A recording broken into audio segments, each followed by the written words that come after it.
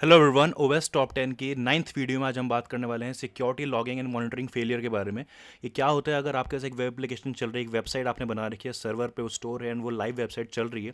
अगर आपके नेटवर्क पे या वेबसाइट पे अगर आपने सिक्योरिटी मॉनिटरिंग या फिर अगर वहाँ पे किसी भी तरह की लॉगिंग वहाँ पे एनेबल नहीं हुई है तो उससे क्या इम्पैक्ट आपकी ऑर्गेनाइजेशन को हो सकता है और अटैकर्स किस तरीके से उस चीज़ का फ़ायदा उठाते हैं आपके सिस्टम को अटैक करने के लिए या फिर आपके नेटवर्क में वर्नेबिलिटी फाइंड आउट करने के लिए।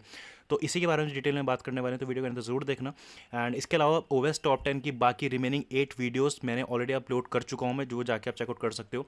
सो मेरा नाम है राहुल कुमार और आप देखेंगे साइबर एंड सिक्योरिटी। इस वीडियो को स्टार्ट करते हैं बिना किसी देरी के।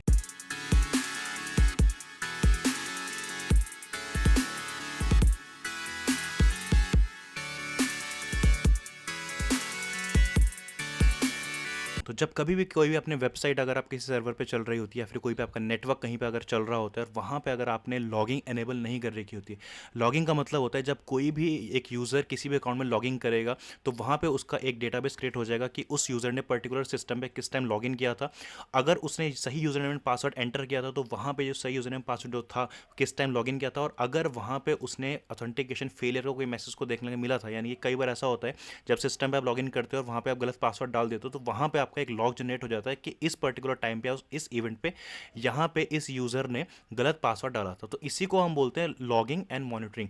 तो आपके नेटवर्क में कितने पैकेट्स आ रहे हैं, कितने पैकेट्स जा रहे हैं, यानी कि आपके नेटवर्क फॉर एग्जांपल आप कौन सी वेबसाइट पे विजिट कर रहे हो, आप कौन सी वेबसाइट को सर्च कर रहे हो, क्या आप देख रहे हो, या फिर आपके नेटवर्क में कौन सा ट्रैफिक इनबाउंड आ रहा है, कौन सा ट्रैफिक आउटबाउंड जा रहा है। इन सभी चीज़ों को जब मॉनिटरिंग करते हैं, उन सबके हम के एक इवेंट हम लॉग करते हैं तो उसको हम मॉनिटरिंग एंड लॉगिंग बोलते हैं। लेकिन अगर आपके नेटवर्क में आपके सिस्टम पे मॉनिटरिंग नहीं हो रही है, फिर किसी भी रीज़न से अगर वो मॉनिटरिंग फेल हो जाती है तो उससे जो इम्पैक्ट पड़ता है वही एक यहाँ पे नाइन्थ वर्नेबिलिटी ओएस टॉप 10 जिसको बोलते हैं security and logging monitoring failure. अब इससे क्या क्या इम्पैक्ट हो सकता है अगर आपकी कंपनी में मॉनिटरिंग नहीं हो रही है किसी भी रीज़न से, इन केस अगर वो फेल हो जाती है तो आपको हो सकता है वहाँ पे रेगुलेटरी डैमेज हो या फिर रिस्क ऑफ फर्दर अटैक्स।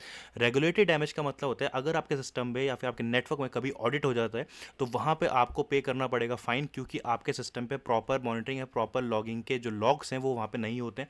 या फिर अगर आपके नेटवर्क में कोई अटैक पहले हुआ है या फिर प्रेजेंट में हो रहा है तो आप उसको फर्दर इन्वेस्टिगेट करने के लिए या फिर फर्दर उससे सेफ रखने के लिए अपने एसेट्स को आप वहाँ पे प्रॉपर आप मिटिगेशंस वहाँ पे अप्लाई नहीं कर सकते हैं, क्योंकि आपके पास प्रॉपर लॉग्स नहीं है कि वो अटैक कैसे हुआ, किस टाइम और कैसे किया गया था।